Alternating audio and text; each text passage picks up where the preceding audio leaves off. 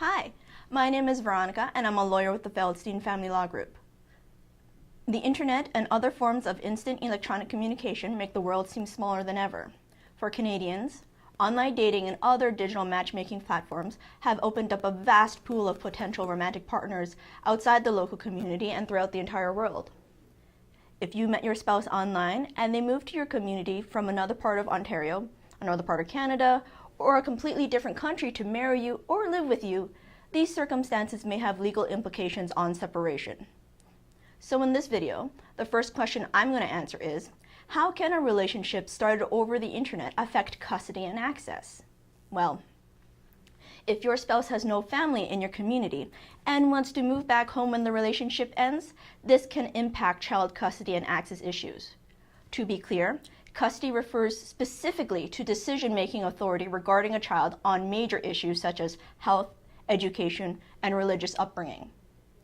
In cases where parents live in different communities and the child lives primarily with one parent, that parent will likely have sole decision-making authority for that child.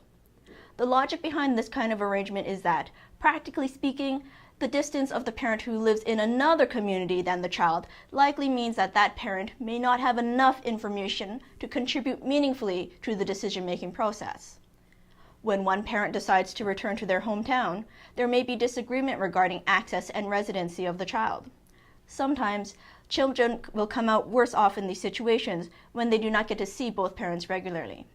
Regardless of where a child ends up living, large distances between parental homes means that access for one parent is more than likely to be complicated and occur irregularly.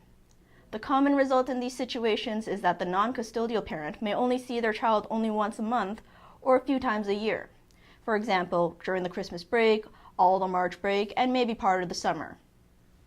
Well, the next question I'm going to discuss is, how can a relationship started over the internet affect spousal support?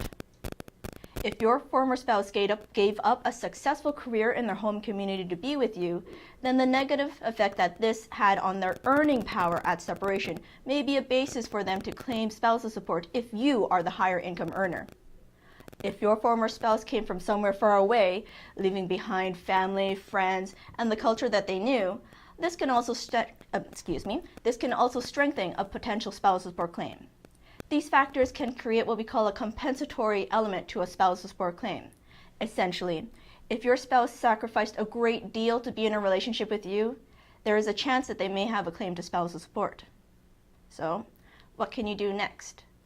Well, if you are in the early stages of an internet romance, then think carefully about the information in this video and discuss it with your potential future spouse. If you are already in a relationship where distance may play a If you are already in a relationship where distance may play a role in relationship breakdown, consult with a family lawyer about your options. If you would like to book a consultation with one of our family law lawyers, please visit our website at www.separation.ca or call us at 905-415-1636.